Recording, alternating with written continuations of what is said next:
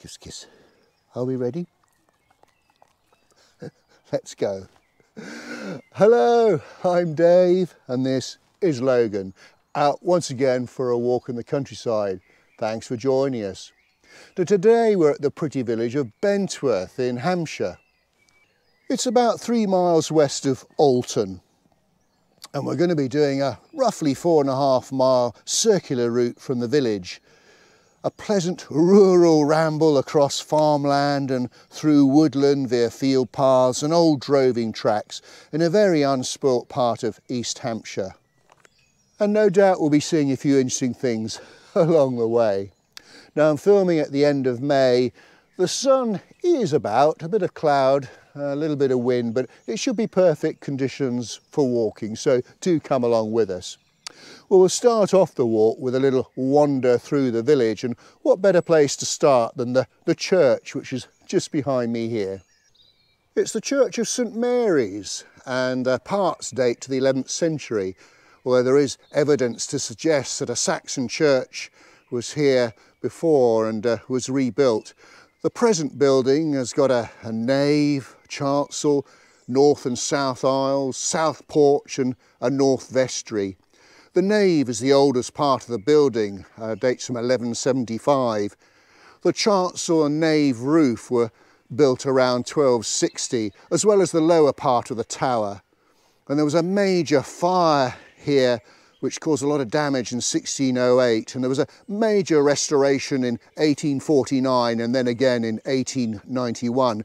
The west tower was rebuilt in 1890, and as you can see, the top has got a timber turret and a brooch spire. I think it's got 6 bells.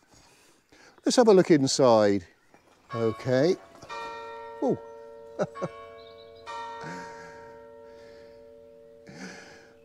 That reminds me, the clock was installed in 1911. Okay, well, I have found some lights, but it is very, very dark in here. There's a magnificent door here, and I was reading that the key to it is something like 15 inches long. So, just over to my left here is the font, which I believe is 13th century. And just behind the pillar there is the organ that was installed in 1890. Let's have a little wander through some beautiful stained glass windows here, very much in a Victorian style. And there's the pulpit, and then just in front of me a quite stunning stained glass window at the end with the altar, and some quite beautiful wooden beams as well. Well, right next to the church, right by a flagpole, is a holy thorn of Glastonbury, planted in 1962. And it's a grafting from the original Glastonbury holy thorn. It's a form of common hawthorn, but unlike ordinary hawthorn trees, it flowers twice a year in the winter and spring. Now, the holy thorn of Glastonbury has got a terrific story attached to it, and there's a legend that goes back over 500 years. Before the dissolution of monasteries back in the middle of the 16th century, 3 ancient trees stood on a hill at Glastonbury, and the trees have become part of history that surrounds Glastonbury itself. And Joseph of Arimathea, he was the disciple responsible for the burial of Jesus after the crucifixion. And it's said that Joseph and 12 others travelled to Glastonbury, climbed a hill, stuck a staff into the ground, and the staff grew into 3 thorn trees that indeed flowered twice a year at Easter and Christmas. Now, at some stage, Puritans cut the trees down, but locals anticipating the action took some cuttings beforehand. And I was reading that a flowering sprig from a cutting continues to be taken and sent to the monarch each Christmas, so the original trees have been propagated many times. There are some trees from cuttings in the grounds of the Church of St John's in Glastonbury, and one was planted on the hill nearby in 1951, although I think it was vandalised in 2010 and may well have been removed completely by the landowner in 2019. Well, right next to the church is the school. There was a single classroom built here in 1848 and then a second classroom added in 1871, and the school's been enlarged quite a bit over the years. Well, I've made my way to, well, I suppose it's the centre of the village, a quite delightful village green. Now, an 1896 map actually shows that there was once a pond in the middle of this traffic island. Bentworth, well, the origins of the name are from cultivated land of Binner's people, or possibly cultivated area of land through woodland. It's been spelt differently over the years. Well, just opposite the village green is the Sunn Inn, built around 1834. The pub licence records indicate a pub was here in 1848, but I believe it's been closed since about 2015, 2016. I'm not sure if it's still on the market. I think the villagers are trying to save it. There is a pub that's still open in the village called the Sunn Inn, and we'll see that towards the end of the walk. And indeed, there was once a third pub in the village called the Moon Inn, also known as the Half Moon in Drury Lane, to the north of the village. It shows on a 1901 map as a beer house, and it had been there since 1851, but it was demolished in 1948. Well, just opposite the village green as well, Ivel's Cottage, built in the 16th century with 18th and 19th century additions. I did find an old photograph of it on the internet. Really is quite stunning with the thatch. And then opposite that, well, there's a very interesting post box to have a look at. Well, as you can see, it's one of these gold post boxes. Now, Peter Charles won a gold medal in the team show jumping at the 2012 Olympics, but somewhat embarrassingly, Royal Mail painted the wrong post box initially, as the Team GB website stated incorrectly that he was from Alton, so they painted one there gold. Anyway, the residents in Alton described the post box as excellent, but pointed out that Charles was in fact from Bentworth, so this one was painted as well. I think the one in Alton is in Paper Mill Lane, opposite Waterside Court, so I think presumably that's still gold as well. I just noticed virtually opposite the gold post box, there's a post box in the wall here that looks as though it's black, and VR, Victoria. Probably not still in use, of course. Well, there are some quite beautiful houses and cottages in the village. These ones here, white cottages. There's a date of 1733 on the wall, I can see.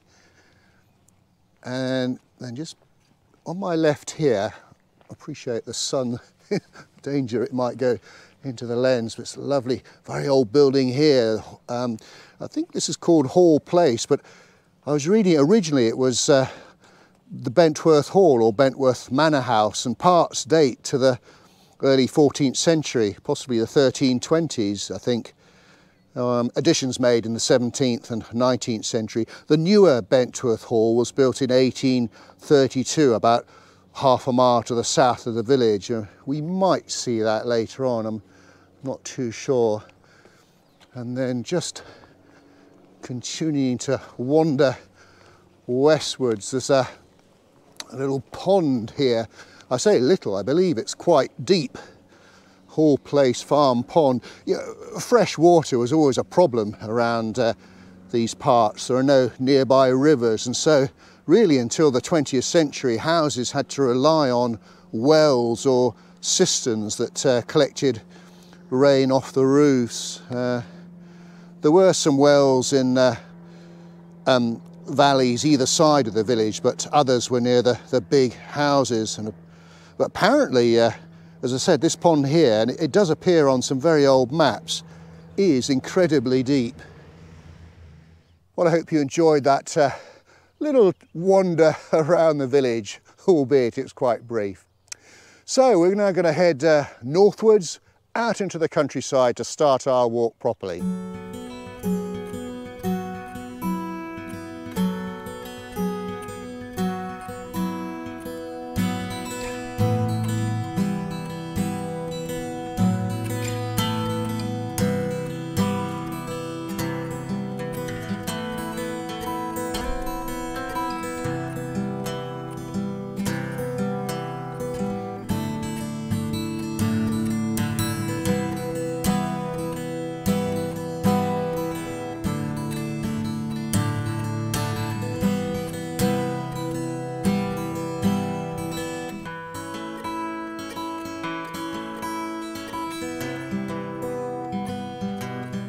Wow, what a beautiful view.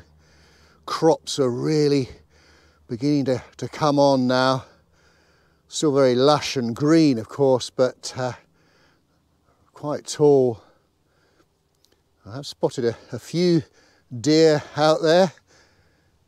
But, oh, beautiful late spring day.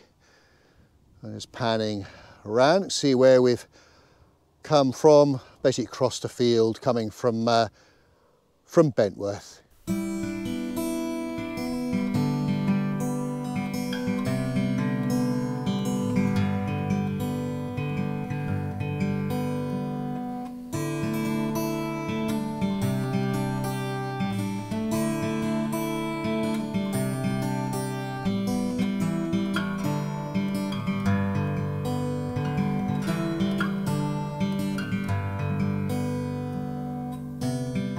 Well, hopefully you can see me okay. I'm in a little shaded, wooded area. We've had a lovely ramble across farmland along footpaths and the side of fields. We're now as far north as we're going to go on the route. And I'm just by a pond called Rushmoor Pond. And if I slowly turn the camera around, you can see it behind here. It's not the prettiest pond that we're going to see on our travels, but it does appear on a very old map, and basically it's where in days gone by coppiced hazel was soaked to make it more pliable. But it looks it's got a lot of duckweed in it. Anyway, that's to the south. Now I just make my way through the undergrowth on the northern side of this path, having seen a peaceful pond. This is a large solar farm out in the fields there. Goes way into the distance there. And the sun's come out again. Right, we're going to start heading south now. When I was doing my research, just to the northwest of that solar panel farm in Bradley Woods are some sort of earthworks and ditches that might be the remains of a Norman castle or an uncompleted Norman castle. Or on the other hand, it might also be just an old quarry works. Historians remain unconvinced either way, but an old 1896 map, I think, has it as a supposed castle. So this track that we're on now, heading southwards, is called Bluefield Lane. I think it's an old drover's track, and basically we follow this for some way.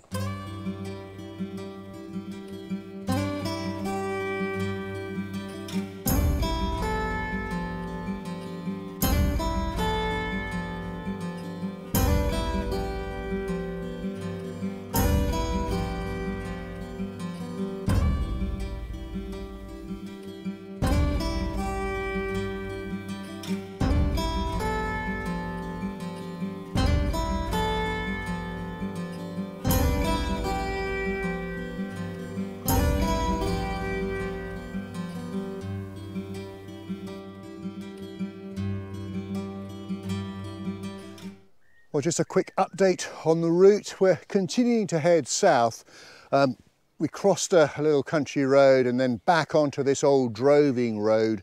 It's now called dirty lane, I believe, but it's part of the Oxdrove way, a sort of 25-mile long distance path, sort of figure of 8 path that follows old drovers' routes. A field of rape. There's been so many of the walks we've done recently, we've come across rape. It's been such a good year for it, I think. Yeah, golden colour just beginning to go as the flower fades.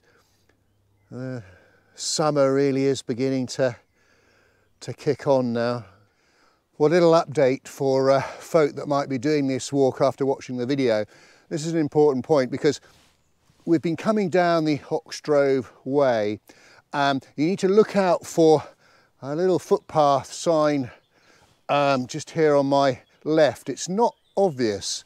In fact, if I just show you, if I get up close to it, so obviously that's the byway, but okay, there is a yellow footpath marker going off to the left, but there isn't a wooden one.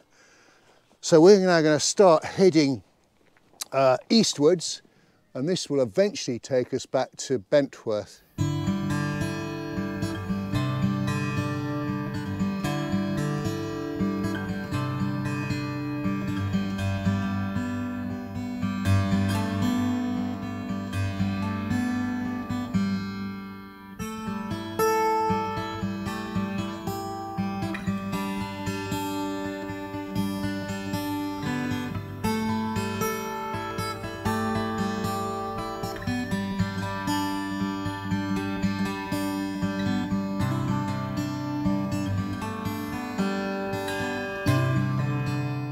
We're just coming through a lovely wooded area, and well, the property behind me here, you can't really see it because it's well hidden behind trees, but it's called Gaston Grange, and it's a country house that was built in the 1890s. It was part of the Bentworth Hall estate until the 1950s, and it was rebuilt after a fire in 1984. As I say, we can't really see it. We can see the gardens, which are beautifully well maintained. Well, I just had to stop for just a minute or two to take this in. So peaceful. There's birds twittering away. A few bluebells still hanging on in there in the distance.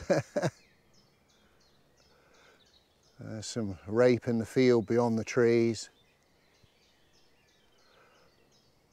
Quite divine. Sorry folks, another view. So I've just come out of Gaston Wood, and that's looking to the north. And we've now got a little footpath that takes us across this field in front of us.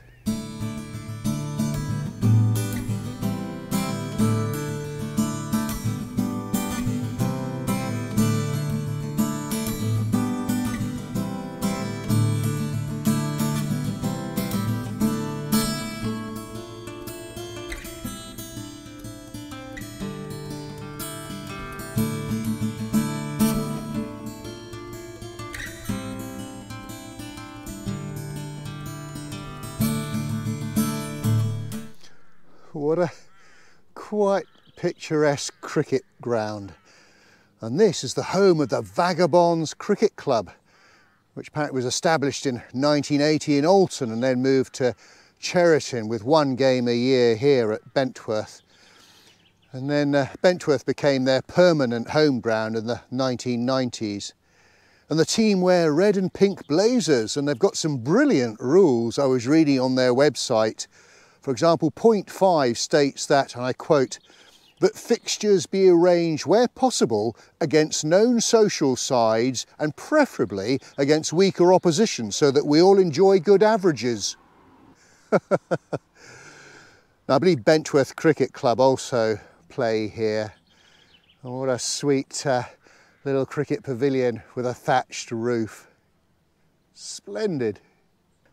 I'll tell you, the weather is quite glorious now. So we're on the homeward leg, heading back to Bentworth. Cricket pitch on my right. Now I mentioned at the beginning that we might see the new Bentworth Hall, but we're only going to get a glimpse of it. It's over to my left. So unfortunately I haven't got my zoom with me today, so it's well hidden by trees. But so that was the new Bentworth Hall. It started to be built in 1832 and was finished in 1842.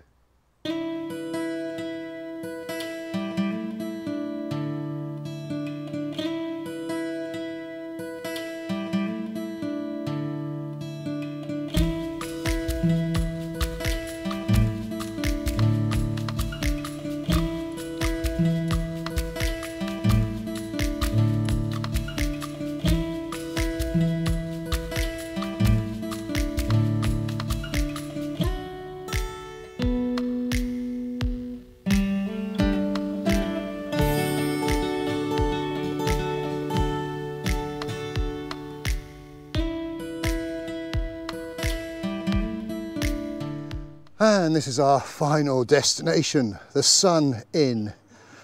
It dates to 1635 and originally it was 2 cottages. It became a pub in 1841. Right, let's get a pint. Well folks, we've come to the end of our walk. We hope you enjoyed it. If you did, please do give us a thumbs up and a like, and do leave a comment. And do check out our Facebook page, Dave's Countryside Walks. And do consider subscribing. It's totally free to everybody watching the channel. We've had a super walk today, and what a beautiful place to end the Sunn Inn for a pint and a pack of crisps. So until we meet again, thanks for watching and cheerio. Cheers. Oh yes. Now, I fancy a cheese and onion crisp. I thought he might.